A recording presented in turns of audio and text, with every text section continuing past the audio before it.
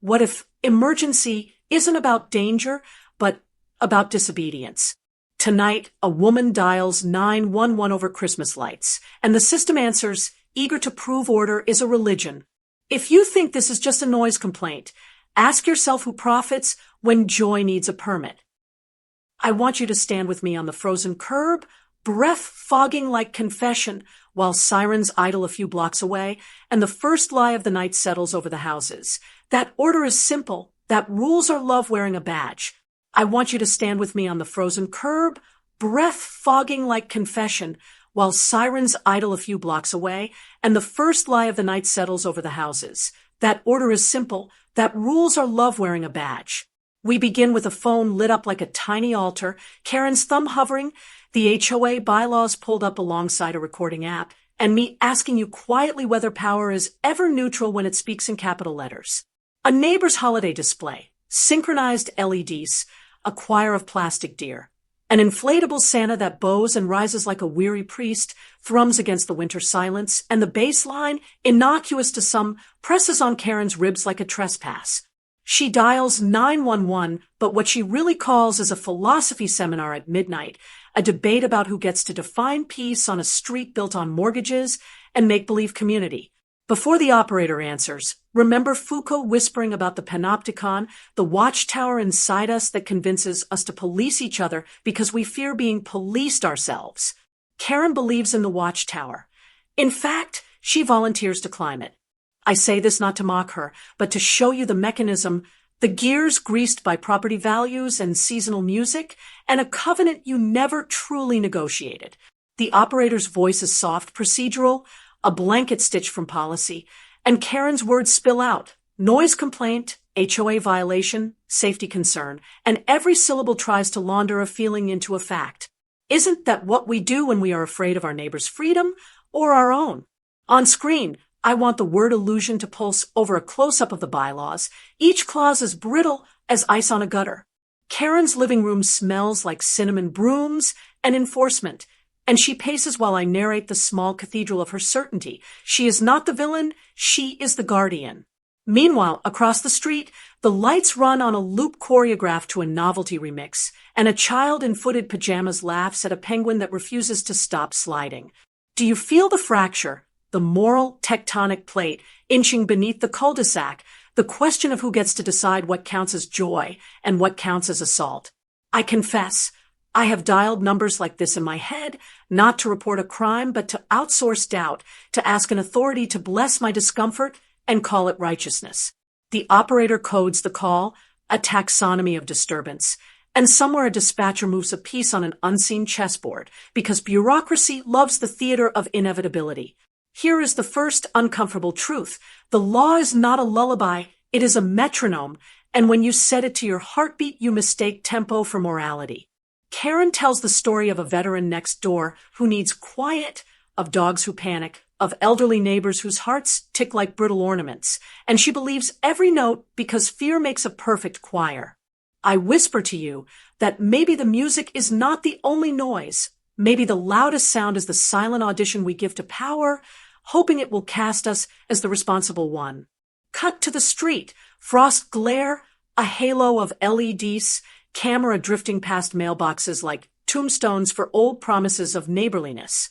Karen hangs up and stares at the dark window, and the window stares back, a mirror where she practices the face of civic duty. I ask you bluntly, who benefits when a covenant is written in friendliness but enforced with fear? Nietzsche smirks from the bookshelf we never dust, asking whether our love of order is a disguised weariness, a way to avoid the messy dance of competing joys. Karen texts the HOA thread, her thumbs anointed with certainty, and the chorus of replies arrives like incense. You're brave, you're right, you're saving the block. Across the street, a generator coughs, a cable hums, and the Santa keeps bowing, as if apologizing for existence itself. I want you to notice how quickly a preference becomes a principle, and a principle becomes a police report, and a police report becomes a story we tell about the monsters next door. When the first cruiser turns the corner, blue lights skitter over wreaths and window decals like errant angels, and the neighborhood holds its breath the way a body does before a diagnosis. Karen steps outside, robe tied like armor, and I step with you into the cold to measure whether justice can ever be warm. The officer's smile is professional empathy, a practiced bridge between peace and paperwork, and his pen waits like a small sword in a leather scabbard. He listens, nods, walks toward the music, and the bass that once sounded like trespass now sounds like the heartbeat of a house insisting it is alive. This is where our night truly begins. A single call framed as safety will metastasize into spectacle, and before dawn the street will learn that nothing escalates like the performance of virtue under lights. As the first officer crosses the frozen seam of the cul-de-sac, his breath making pale ribbons under the patrol lights, I feel the neighborhood unclench just enough to hope for a gentle ending, even as the script in Karen's eyes insists that the first act demands a harder chord and a longer shadow. The homeowner, Eli, hoodie over pajamas, socks bleeding cold into the concrete, steps onto his porch with the graveyard calm of a person who has rehearsed being misunderstood, palms open at his sides as if to show he's holding nothing but light. The officer asks, with the careful diction of institutional empathy, whether the volume can be lowered for a moment, just enough for words to compete with melody, and Eli nods, walking to the control box like a priest agreeing to shorten the homily without conceding the sermon's soul. Around us, the watching houses blink awake, porch lights flaring like eyelids, curtains twitching like shy witnesses, and the cul-de-sac becomes a quiet amphitheater where ordinary people audition for roles they never admitted they wanted: plaintiff, defendant, chorus, judge. On screen, let truth slide in beneath the sound meter's digital digits, because any device that flattens experience into a number is a politician, and numbers, like politicians, are persuasive precisely because they pretend they aren't. Karen hovers near the officer, posture sharpened into punctuation, her voice the parenthesis that won't close, repeating bylaw and quiet hours and disabled neighbor until concern gains the muscular definition of authority. The HOA binder, vinyl, off-white, edged with the fatigue of years, opens with the gravity of scripture, and I need you to notice how rules written for lawns and fences start speaking in the register of morality whenever someone is afraid of someone else's joy. Eli explains permits and timers and a charity donation box tucked beside the plastic penguin, and his sentences carry the small, earnest tremor of a man trying to make explanation do the work of absolution, which it never can when the audience has already chosen a villain.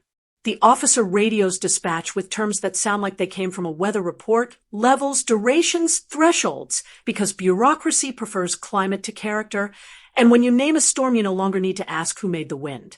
A second cruiser glides in, blue strobes combing the reeds until every pine needle glitters like a warm metal, and the children who were giggling at Santa's bow now huddle in the glare, learning, too early, that spectacle is just control, wearing tinsel. Marla, the HOA president, arrives in a quilted coat that looks expensive and a smile that looks tired, and the word community emerges from her like a brand slogan, a promise that doesn't mention the fine print because the fine print is the point. She produces an addendum photocopied so many times the margins are ghosts, and she points to an italicized clause about seasonal displays and public welfare with the reverence of a person who believes fonts can redeem feelings from the mess of human contradiction. The officer nods at the clause, then at Eli, then at Karen, triangulating diplomacy like a surveyor measuring a plot of land, and he says this looks civil, not criminal, a distinction that should de-weaponize the evening, but instead loads the next chamber. Karen's voice pivots from volume to vulnerability, describing panic attacks and startled dogs and veterans with fragile sleep, and because pain is a better megaphone than preference, the scene's acoustics shift so completely that even the quiet seems partisan. The word safety enters the chat like a king placed on the board. Once invoked, it can only move in solemn straight lines, and everyone else must rearrange themselves to dignify its path. Barricade tape is mentioned as a possibility, only a precaution, just until we sort this out. And a hush falls that isn't reverence but recalibration, the moment when neighbors realize the evening is no longer about music but about obedience. A fire engine rolls up not because there is fire, but because we have taught institutions to arrive in chorus, and 3 uniformed figures step down with the graceful boredom of professionals who know how quickly optics can be mistaken for necessity. In the neighborhood group chat, thumbs erupt with civic poetry, respect, order, rights, tradition, kids, elderly, PTSD, and I want you to see how language behaves like a snowplow here, clearing a narrow lane for a predetermined destination. Tell me honestly, doesn't our vocabulary change the second we decide who deserves peace and who deserves permission? And if so, isn't the dictionary just another patrol car with its siren swallowed? The camera pans across small faces, cheeks pink with cold and confusion, catching the exact instant when all curdles into caution, when the lights that promised wonder become a lesson in who gets to flip the switch. Eli kneels to reassure his daughter, promising to turn everything down, promising that the penguin will slide more quietly, promising that Christmas can be both generous and polite, and his promises feel like paper boats sent down a winter gutter toward a grate. Karen reads the kneeling as concession, and concession, in nights like this, is fuel. She gestures toward the inflatable Santa with two fingers like tweezers, as if lifting a contaminant from a wound, and repeats, non-compliant, the way a chorus repeats a refrain to make it true. The officer, who began as a listener, becomes a stage manager, redirecting bodies with gentle palms and placing orange cones in a geometry that tells us exactly where not to stand without saying why that line matters. He requests a temporary shutdown. For clarity, he says, for investigation.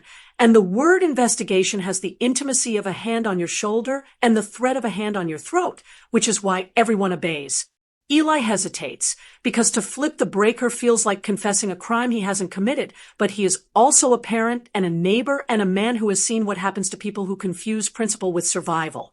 When the main switch clicks, darkness rushes forward like a verdict, swallowing the candy cane glow and the merry hum in a single breath, and the street inhales the silence with the guilty relief of people who believe quiet is the same as peace. In that blackout, the only remaining light is the roaming ellipse of a cruiser's spotlight, and it paints faces into monochrome, saint or suspect depending on angle, reminding me that illumination is a weapon when it isn't shared. Marla clears her throat and declares, with the ceremonial cadence of bylaws dressed for the opera, that the board will convene an emergency vote on compliance, and the phrase sounds like democracy but functions like a gavel. Somewhere a dog barks once, the unedited sound of life refusing to keep to the margins, and the bark is so honest it embarrasses all our careful words. I ask you, softly, urgently, whether we just watched a neighborhood outsource its conscience to paperwork, and whether, in the name of safety, we are building a theology where the highest sacrament is permission. Because here is the hinge of the night. Once darkness becomes policy and policy becomes barricade, the path home requires more than a flipped switch. It requires asking who gets to define emergency when the only thing burning is joy. The cones multiply like bright little commandments, and a third cruiser noses in crosswise, and in the choreography of grill guards and hazard flashers, the street learns a new vocabulary where placement is policy and geometry is guilt. A supervisor arrives with the posture of a decision already made, and his radio chatterbraids codes into a rope strong enough to pull the word emergency across our ordinary night like a net. I tell you plainly that nothing in the air has changed except language and the angle of the lights, and yet people who were whispering now whisper from behind their doors as if glass could absolve. A drone from the fire crew floats up to assess a black beetle against a pewter sky, and the kids are told to step back because cameras are sacred when the story is about them but not for them. Karen stands within the sanctioned rectangle, a citizen sheriff haloed by procedure, and every nod she receives from a uniform metabolizes her grievance into doctrine. Eli's wife holds a thermos like it might be a passport, proof that warmth can be carried, and she asks the supervisor whether the shutdown will last long enough to ruin the timer schedule they coded line by patient line, a domestic scripture now embargoed. The supervisor says, until we're satisfied, and the pronoun is a drawbridge that lifts without warning over the mode of institutional appetite. A roll of yellow tape appears and crosses the asphalt in a diagonal incision, and the moment it sags between two mailbox posts, the neighborhood accepts that a line on night can be a line on soul. I want truth to burn on screen as a single stark word while we watch this soft theater harden, because truth here is not what happened, but who speaks last with paperwork in hand. A noise meter reappears, its numbers colder now that the music is gone, and the supervisor narrates decibels to a body-worn camera as if intoning a creed that will be replayed later by strangers making judgments in comfortable chairs. A neighbor in slippers suggests that if the display were tasteful, this wouldn't be necessary, and he says taste the way a banker says risk, like a preference that has discovered a police escort. Another neighbor counters that the street has always hosted graduations, parades, block parties, and grief itself in the key of porch lights at 2 a.m., and she is told gently that this is different because an order has been given. Orders, I remind you, are the alchemy that melts specifics into metal and recasts them as precedent. And once precedent cools, it becomes furniture, and soon we sit on it without asking who paid. The HOA president, buoyed by the spectacle, reads the emergency clause again with the confidence of a person whose text finally found its stage, and each italicized phrase sounds less like a rule and more like a self-fulfilling prophecy. Eli tries a small rebellion by turning on only the walkway candles, a hush of LED lights, and is told that partial compliance is still non-compliance, an elegant riddle that makes surrender indistinguishable from defiance. At the far end of the block, a delivery van attempts entry and is waved away into the wide cold because commerce pauses when theater is in session unless it has a badge on the invoice. Someone says this looks bad, meaning optics, not ethics, and the supervisor agrees, adjusting the pattern of cruisers so the camera can see authority at its most symmetrical. The drone pivots and captures the inflatable Santa deflated, a red skin puddled like afterthought. And the image travels through the group chat faster than any argument because symbolism is the only speed we still respect. Karen finally cries, quiet, contained, almost private, and the sight of her trembling confers the highest credential on the proceedings because once pain is visible, dissent becomes rude. I ask you if we are witnessing security or theater, and whether that distinction survives once fear is mic'd and joy is muted. The supervisor declares a temporary street lockdown while hazards are evaluated, and the word hazard stretches to include extension cords, crowds, cold air, unscheduled laughter, and the hypothetical future. Yellow tape blooms again, a second diagonal crossing the first until the cul-de-sac wears an X like a warning label glued onto its own face. A paramedic checks a passerby's blood pressure because care must be performed on camera to keep the narrative balanced, and the cuff hisses like the night exhaling its patience. Eli signs a voluntary compliance acknowledgement, a phrase so ornate it could hang above a courthouse door, and the pen leaves a groove that will outlast December. A journalist for a local blog appears with a phone and a portable ring light, and the ring light paints circles in everyone's pupils until we all look like we are seeing halos. Karen speaks into the phone about responsibility and the veteran and the dogs and the children and the covenant that keeps property values from drowning under the tide of eccentricity, and she sounds both right and frightened, which is the most persuasive duet.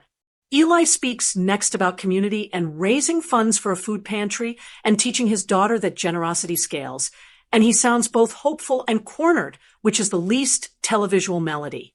The supervisor ends the interviews by reminding the audience that law is neutral and procedure is compassion operationalized, and the ring light cuts, and neutrality feels like a coat that fits no one but hangs in every closet. A citation is issued not for noise but for obstruction and unpermitted event, a baton pass from nuisance to public order that carries the same weight as a renamed street. The tape holds through the hour like a hymn we no longer believe but still mouth, and the neighbors trickle back into their houses, apologizing to no one and everyone for how late it has become to be good. I turn to you and state the quiet thesis aloud. Lockdowns do not always arrive to keep danger out. Sometimes they arrive to lock an idea in, and tonight that idea is simple. Joy requires jurisdiction, and jurisdiction is the new shepherd of our holidays. As midnight angles past the tape decks, the street holds its breath like an orchestra waiting for a downbeat that never comes. I want you beside me in that hush because the quiet now is not peace but anesthesia, a numbing sanctioned by forms. The supervisor confers with Marla and the officers, and their triangle of clipped whispers looks like a yield sign erected over our common life.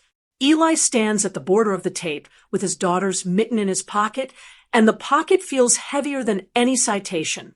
Karen watches him with a conviction so total it resembles mercy, the dangerous mercy that seeks to rescue others from freedoms she herself cannot risk exercising. On screen, let illusion strobe over the drone's live feed, because the bird's eye view makes fairness feel inevitable even when it is merely elevated. The supervisor announces a decision to impound the generator pending inspection, and the phrase lands like a snowball with a rock at its core. Eli asks whether a receipt will accompany the seizure, and the officer nods with the practiced calm of a person who has turned questions into receipts his entire career. A neighbor shouts that this is Christmas, not a rave, and another replies that raves are just gatherings that forgot to apply for the correct smile. I tell you, we have reached the hinge where policy stops pretending to be dialogue and becomes choreography, and the steps are compulsory. 2 firefighters lift the generator into the truck with a tenderness that makes the moment unbearable, because even confiscation can look like care when performed in reflective stripes. Eli's daughter begins to cry, a thin, brave sound, and the sound slices through the professional vocabulary like a box cutter through ribbon. Karen flinches at that cry and almost steps forward, but retreats into the rectangle where her certainty keeps the cold off better than any coat. Marla clears her throat and reads from the addendum about non-conforming installations, and I watch her mouth shape syllables like a seamstress fitting a dress onto a body that refuses to breathe. The blogger's ring light reappears and paints halos in every pupil again, and I realize halos are easy to manufacture when you control the battery. Eli raises his hands and says he will dismantle the inflatables tonight, and his wife squeezes his wrist so gently the gesture looks like a prayer. The supervisor nods, satisfied, and the tape remains because symbols never leave until they have harvested enough agreement to propagate elsewhere. A whisper moves through the crowd about fines escalating daily, about liens and hearings, and the arithmetic of humiliation, and you can feel people doing math on their futures. I ask you whether this is what we mean by community, a spreadsheet that corrects the unruly margins of December until kindness fits in the cell. Then, abruptly, the veteran himself steps out from the dark house we have invoked like a talisman wrapped in a robe and a dignity that needs no witness. He thanks the officers for coming, thanks Eli for the nights the lights have made his granddaughter laugh, and thanks Karen for caring enough to call, because gratitude is the last soft weapon of people who refuse to be drafted by either side. He says the music doesn't wake him, that the insomnia belongs to memories no speaker can drown, and his words are so measured that even the tape seems to loosen a fraction. The supervisor shifts, recalculating optics. Marla blinks at her addendum. Karen swallows a small stone of doubt that tastes like the truth she had not budgeted for. On screen, let truth appear in plain text without glow, because the most subversive aesthetic tonight is understatement. The veteran asks quietly whether the generator could be returned if Eli agrees to end the show by 9 on weeknights and 8 on Sundays, and the offer is so embarrassingly reasonable that it embarrasses the theater. The officer glances at the supervisor, power glances at policy glances at precedent, and precedent stares back with a dead expression that says compromise is a rumor. Karen speaks, voice trembling, that the bylaws exist to avoid exactly these late-night negotiations, and that bending for one neighbor means bending until meaning leaks out of the words. I ask her, gently but on mic, whether meaning lives in the ink or in the lives the ink is supposed to hold, and she answers with silence, which is sometimes the truest essay. The supervisor declines the veteran's proposal and cites liability, the king that wins every argument by simply sitting down. And yet something irreversible has happened because the veteran's sentence, small, human, unbothered by spectacle, has cut a window into the fortress wall and the room no longer feels airtight. He does not raise his voice. He does not scold. He simply returns indoors. And the vacuum left by his absence exposes how loud our elaborate machinery is when tempered compassion steps away. Karen's certainty, rattled, reaches for reinforcement, and she tells the blogger that without enforcement, we live at the mercy of the most aggressive personality, which sounds like a caution until you remember that aggression often arrives smiling and laminated. Eli, cheeks raw with cold and restraint, asks permission to address the neighbors, and because permission is now the only dialect we understand, he waits while the supervisor confers with optics. He speaks of the food pantry again, of canned goods piled like small votes against despair, of how the display was a dare to his exhausted heart to believe that light is not naive but insurgent, and I watch faces shift like curtains catching a draft. He admits he should have asked more questions, admits he assumed kindness would be legible without a heading, and the humility collides with the tape like a bird against glass, shocking precisely because it is alive. Karen whispers that motives don't change impacts, and she is right, but I whisper back that impacts without relationships calcify into policy, and policy without relationship eventually calls itself fate. The supervisor authorizes a limited unspooling of the tape to allow residents to reach their driveways, and the partial mercy functions like a parable, relief that does not free, permission that does not bless, and almost that asks to be thanked. The blogger signs off with a tidy summary in which everyone behaved admirably and the system worked, and the lie is not malicious. It is simply the comfort that grows wherever nuance is too expensive to host. A gust lifts the deflated Santa a few inches, a red lung remembering air, and every child watches as if waiting for permission to laugh, and no one gives it, and the moment folds in on itself like origami made from a cease and desist. I turn to you and say that the climax is not the tape or the truck or the generator leaving. The climax is the vote we take in our chests about what kind of neighbor we want our laws to make of us. Do we want rules that fence in the worst among us, or rules that fence out the best impulses when they arrive unfiled, unpermitted, unashamed? And if we cannot answer that question, why are we pretending the bylaws can? The supervisor finally signals the end of the active incident, but leaves the citation and the investigation and the promise of a hearing like tripwires strung at ankle height through the coming week. The cruisers idle a minute longer so the cameras can collect closing shots, and in that extra minute we discover the real fuel of spectacle, the belief that if it was seen, it was therefore right. When the last strobe fades, the constellation of porch bulbs seems timid, like stars after sunrise, and the block exhales the complicated air of survivors who cannot decide what they survived. Karen walks home with her arms around herself as if keeping a fragile story from spilling, and the story says she did what she had to do, and it will keep her warm until it doesn't. Eli and his wife roll the penguin into a plastic bin that once stored baby clothes, and the symbolism is so on the nose it feels indecent to narrate. But I do, because refusing the obvious is another form of denial. Marla emails a notice about the emergency board meeting, courteous and crisp, and the subject line includes the word harmony, which is either optimism or a dare. The veteran's porch light clicks off, and the darkness he returns to is his own, unregulated, undefeated, and he closes the door with the ceremonial softness of a man refusing to be weaponized. I tell you the truth the tape tried to hide. The lockdown was not about sound or lights or even winter. It was about the fear that someone else's joy might expose the vacancy where our certainty should be. And now that the theater has struck its set, the street is left with an afterimage, the knowledge that we can call an army of procedures to govern a December evening, but we cannot make them love us back or teach our children why we called them at all. Morning does not forgive the night. It inventories it, and by the time the sun pulls frost off the roofs, the cul-de-sac wears yesterday like an unreturned library book with someone else's notes in the margins. Eli's yard is plain again. No penguin, no bowing Santa, only a rectangle of grass that looks like a stage after the orchestra has been paid and gone. And the silence does not feel like peace so much as an invoice. The HOA's emergency meeting lands in inboxes like sleet. We file into the clubhouse under a banner that says welcome neighbors and smells faintly of coffee and verdicts. And I tell you outright that rooms like this do not produce decisions. They condense them from the weather of who we are. On screen, let truth arrive as a thin underlined word at the bottom corner. Easy to ignore, impossible to erase, because today the fonts will try to do the heavy lifting that our courage should. Karen sits near the front with a binder and a pen and a face arranged into civic seriousness, and I want to be fair to her. She believes this is how you love a place, by defending its contours until nothing spills. Eli sits opposite with his wife and a manila folder of receipts, permit emails, decibel readings, and a small hand-drawn note from his daughter that says, in wobbling marker, lights help people be less sad. Marla calls the meeting to order, her gavel a plastic key fob that taps the table and still manages to sound like wood, and she reads the agenda with the steady cadence of a lullaby for bureaucrats.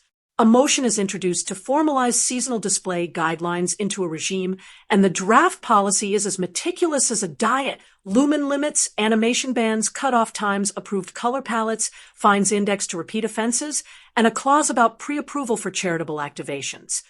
Someone applauds the clarity. Someone else clears their throat because clarity can look like kindness when printed on clean paper. I whisper that the universe has never once been improved by a palate restriction. Public comment opens, and people who never speak learn how to hold a room in their hands like water. A kindergarten teacher talks about wonder as curriculum. A nurse speaks about the medicine of light during crushing months. A teenager says rules taught him to hide before they taught him to belong. Then Karen stands, and her voice is calm but edged, and she recounts nights of anxious wakefulness, the discipline of covenants, the long slide from tolerance to chaos if a line is not kept crisp, and she cites property values the way priests cite tithes. She is not wrong about anxiety. She is not wrong about drift. She is wrong about the cure. But wrongness feels like a luxury when fear is rehearsed and ready, so the room tilts toward her gravity without noticing its shoes leave the floor. On screen, let illusion pulse over a close-up of the clause for the welfare of all, because every time we say all without naming whom, we bury a dissent in the basement and call it consensus. Eli speaks last, and he does not counter so much as confess that he assumed goodwill equaled permission, that he mistook silence for assent, that he should have knocked and asked before composing his liturgy of LEDs. He goes further, and it matters. He says the night taught him that generosity without listening is just a prettier kind of noise, and he says he will scale the display down, end it earlier, and still collect cans because hunger does not check our bylaws before arriving. He asks, quietly, not as a dare but as an offering, whether the HOA might create a small, simple pathway for neighbor-led joy, a handful of dates, a shared calendar, a promise to talk first and cite last, an agreement that children and elders are both stakeholders in wonder. It is so reasonable that it embarrasses the room again the way the veterans' kindness did, and for a thin, bright second, you can see the policy melting at the edges like frost under breath. But policy, once minted, resists weather. Marla thanks him, thanks everyone, thanks the process, and calls the vote. And the new rules pass with an efficiency that would be inspiring if they were about fixing a leak. Outside, Karen exhales like a cliff, finally allowed to be a cliff. And she tells the blogger that order is compassionate when it prevents harm, and I cannot argue with the sentence so much as with the way we have decided to measure harm. Eli thanks neighbors who voted against, and those who voted for, because community is not a scoreboard to him, but a muscle he refuses to stop training.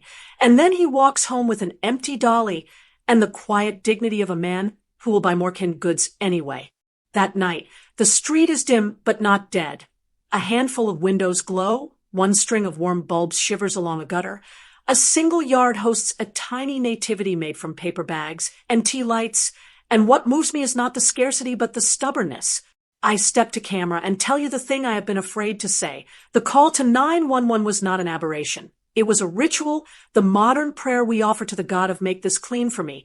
And that God always answers with a checklist. We do not fear noise. We fear uncontrollable meaning. The way someone else's celebration can expose the parole conditions of our own joy, and rather than renegotiate our sentence, we summon a warden. The point of view swings to you now. Yes, you, watching with your own street behind your eyes, and I ask the inconvenient, rude question. When was the last time you enforced a bylaw in your mind because a neighbor's freedom felt louder than yours? If we are honest, we will find the tapes we carry in our pockets, the cones we set in our throats, the yellow X we draw across December as if it were a crime scene where spontaneity killed certainty. So here is my thesis, naked and impolite. Communities die of small anesthesias, not single catastrophes. They die when we trade conversation for compliance, when we outsource patients to procedure, when we protect property values like they are children, and forget the actual children staring at a deflated Santa learning what power looks like. On screen, bring back truth and let it sit beside illusion. 2 words, equal weight. No halo, because the work is not to banish illusion, but to learn when it is lying. The veteran's porch light clicks on at 9, and he sits outside with a blanket and a radio tuned to static, and I understand with sudden clarity that some people survive institutions the way others survive winters, by layering quiet until it is heavy enough to be warm. Karen walks her small dog past his house and hesitates, then says hello, and he thanks her for caring enough to show up, and the exchange lands with the ordinary miracle of 2 citizens using nouns instead of sirens. She is not converted. Neither is he, neither needs to be. Conversion is a blunt instrument in a world that requires dial work, not switches. The next weekend, within the new rules and within their own conscience, the neighbors test something risky. They gather cans at noon. They allow a modest strand of color to pulse for an hour. They bring coffee to the end of driveways like offerings, and they practice conflict without a sirens, mistakes without paperwork, generosity without permission slips. It is imperfect, and there are emails and someone files a concern, and yet something fragile and stubborn grows, the knowledge that rules are scaffolding, not a cathedral, that neighborliness is a sport with no scoreboard, that enforcement is a tool best kept in the shed for emergencies that actually breathe fire. Now, I turn to you for the conclusion I promised at the start. What if emergency is not disobedience but neglect? Not lights and music, but the slow abandonment of our responsibility to talk to one another before we deputize our fear, not the violation of bylaws, but the erosion of courage. If that is true, and I believe it is, then tonight's call spiraling into a street lockdown is not a cautionary tale about one woman or one display. It is a mirror. And mirrors are rude. They do not flatter. They only return what we said in front of them, which means the next dial tone belongs to us. So here's the call to action, unadorned and actionable. The next time joy arrives in your neighborhood without a permit, put your shoes on and meet it at the door. Bring questions before you bring policy. Borrow the veteran's calm and Eli's humility and even Karen's willingness to take responsibility for where she believes the line should be. Then treat the line like a pencil mark, not a laser. If you must vote, vote for fewer scripts and more sentences. If you must cite the names of the people you're protecting, not just the numbers that justify the protection. And if you must call for help, make sure the emergency is real and not merely the panic of a heart that forgot how to make room. Because the harsh truth is simple and unbearable. Order without love is control dressed for church, and communities that kneel to it will one day look up and realize they have outlawed wonder and legalized loneliness. I will not end with comfort. I will end with a dare. Go light something small and generous. Go ask a neighbor what keeps them up. Go write a bylaw that presumes goodness before it punishes difference. And when the siren tempts your thumb, remember that sometimes the bravest thing you can do for a place is to knock instead. Fade out on a cul-de-sac at dusk. No strobes, no tape, just windows breathing, a single strand of warm light humming like a confession.